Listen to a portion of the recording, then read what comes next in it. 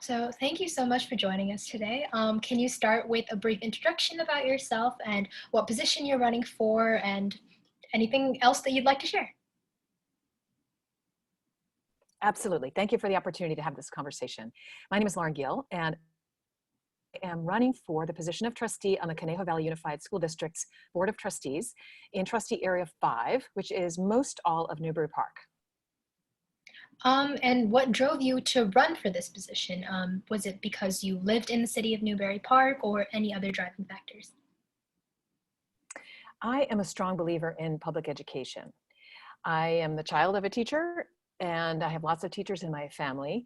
I'm really running out of gratitude for the public school education that I received and the one that my students, one a typical learner and one an IEP student, received here at CVUSD. So as a candidate, what has your experience been like so far? What has the campaign trail been like? If you could elaborate a little bit about that. Sure. My job as a trustee candidate is to listen to students, to families, and to residents of Trustee Area 5 and understand what their hopes and concerns and wishes are for our schools. And then to translate all of those wishes and hopes and concerns into commitments that I'll enact if I'm fortunate enough to be elected. That's wonderful. So can you touch on now, as a candidate, how important do you think issues of diversity, inclusion, and equity are within the CVUSD school district or just school districts in general? I think they are very, very important.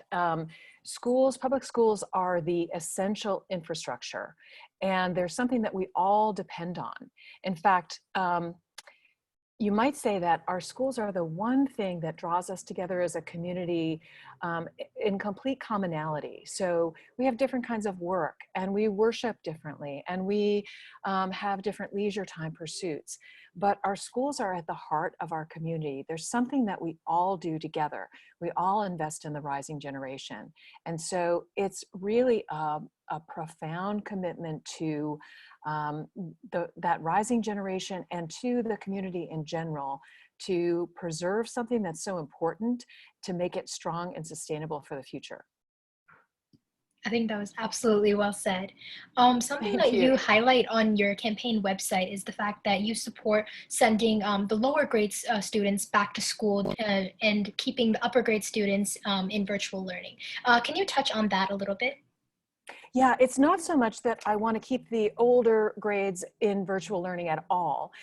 What it is really CVUSD is applying for a waiver that will allow us to send TK through 6th grade students in small cohorts back on campus. But guidance that we received from the state a few weeks ago allows us to bring the most vulnerable learners and the youngest learners back to campus even without the waiver. So, so on my campaign statement, I'm advocating that we do that as soon as is safely possible, because we know that the youngest learners who are maybe just learning to read, and those students who are vulnerable because their housing situation is unstable, they are bilingual learners, they are students with special or complex needs, they really need the supports that we can provide with in-person learning. So I think we prioritize those students coming back first, and then when the waiver is approved, we expect that our waiver will be approved, that will start the phased process of bringing back the other grades. And we'll start with the younger students, and then, you know, in a phased approach, be able to bring all students back on campus, those that choose to learn in the blended model. Now, you definitely touched on some amazing points of why some students might need to go back to school earlier than others. So in your opinion, is it the responsibility of the school board to be aware of those certain issues that students might be facing? Absolutely. Trustees are the advocates for our students and our families. That is the principal role. And it's why I spend all day, every day, listening to the concerns of my neighbors here in Area 5. And what do you think specifically needs to be changed in CVUSD? As you mentioned, the waiver to send K through 5 students back to school. But adding on to that, what specific areas do you have in your platform? So I'm an enormous fan of our school district. I think we have a truly excellent school district, but there is room for improvement. And specifically because our school district is part of a system that historically has had inequities. We have those inequities within our district as well.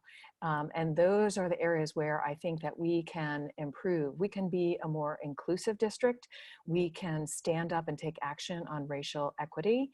And there are just lots of areas where we can take a truly excellent school district and make it something we're proud of in the 21st century.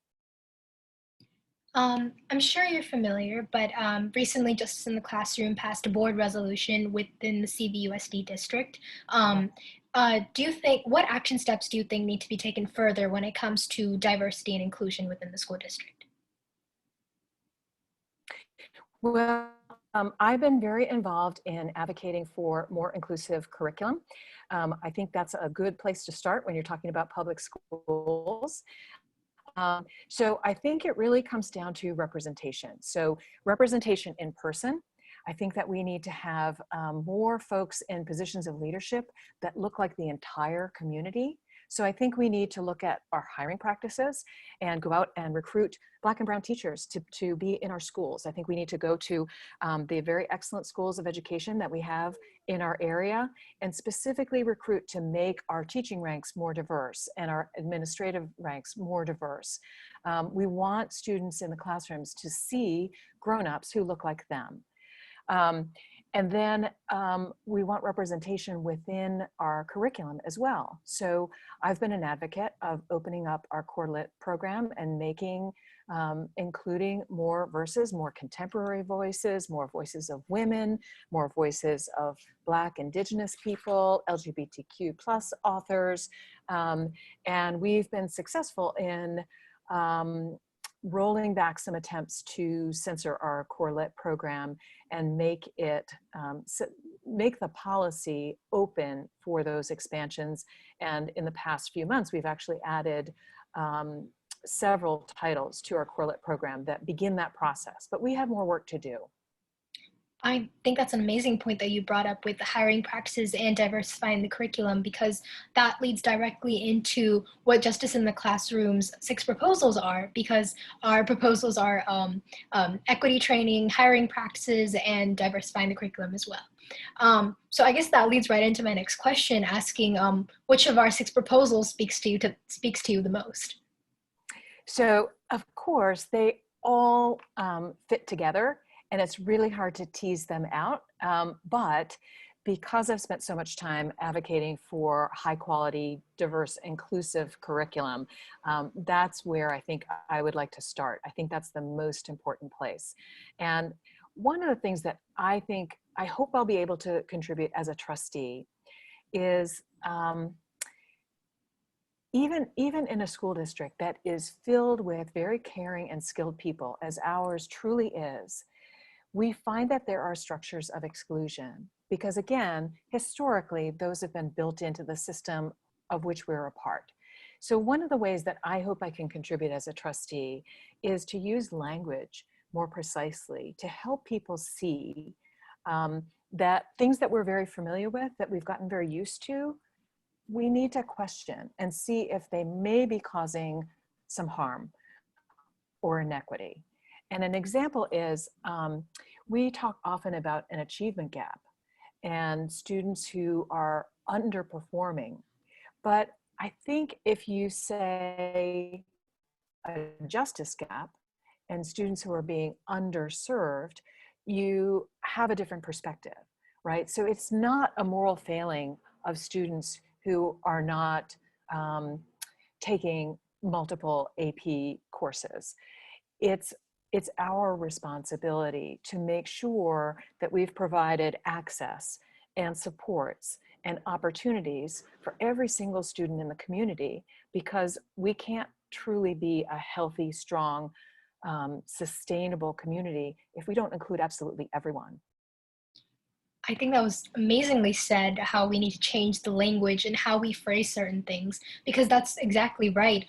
It's not an achievement gap. It's not the fact that people aren't going out of their way to get these resources. It's the fact that these resources aren't available to these students. Um, That's so that was amazingly said. Thank you so much. Another thing that I wanted to ask is the fact that there's a huge emphasis in the school district on classic literature. For example, books like To Kill a Mockingbird or Romeo and Juliet, books by Shakespeare. So how do you think, like going forward in the school district, books written by BIPOC authors would maybe replace classic literature or coexist with classic literature and still continue the narratives of the BIPOC perspectives? That's a terrific question. So I'll tell you, son received his syllabus for his 11th grade English class. I took a look at it, and it was exclusively white male authors. So I wrote to his teacher, and I copied the English department chair, and I said, okay, we can work with this, but let's do some paired texts. And I introduced them to the wonderful educators of Disrupt Texts. Are you familiar with Disrupt Texts? I'm not, but it sounds like they have a lot of diverse texts. I'll send you the link. So they talk specifically about how we can teach these classic works of literature in new ways. And one of the ways is by pairing them with other texts. So that was a success for my son's class, but that's just one class. But the thing is, what's the message that's sent to female students in my son's class, or Black and brown students in my son's class? That all the works of art are created by people who don't look like them. And incidentally, I don't want my son, who's a white male, to go away thinking that art is only created by people who look like him. I don't want that at all.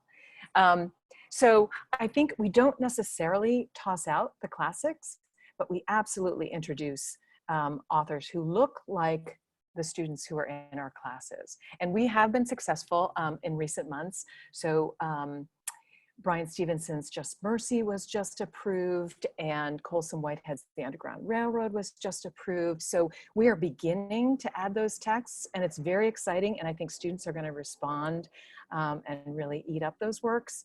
But we have more work to do to make the selections richer. I think that was an amazing point, that like art isn't just created by people that look like you. And for me, as a woman of color in a classroom, I don't really see a lot of texts written by authors that look like me in the classroom. So that's definitely something that our society and our school districts are working towards. So that was an amazing point. And I think that's great that you sent an email to your son's English teacher and started that conversation. So the last question that I wanted to ask is really just, if you were elected, let's say tomorrow, what's the first thing that you would want to accomplish in CVUSD? The first thing that I want to accomplish, well, the first thing really that I want to accomplish is to get our students back safely learning on campus if they want to, and begin the process of recovering and learning what we can from this pandemic that we have all been through together, some of the effects of which have been to cause a lot of suffering. So I think we're going to have a focus on mental health resources, and that's not going to be the focus just for a couple of weeks or a month. I think it's something that we're going to experience as a community, as a school community, for some time. I hope that there will be some really powerful learnings to come out of this shared difficult experience, and that we will learn something from this experiment in remote learning that will come in handy as time goes on. But really, I think my first goal is to get everybody back to learning in a safe and comfortable environment. Completely well said. So that concludes all the questions that I have.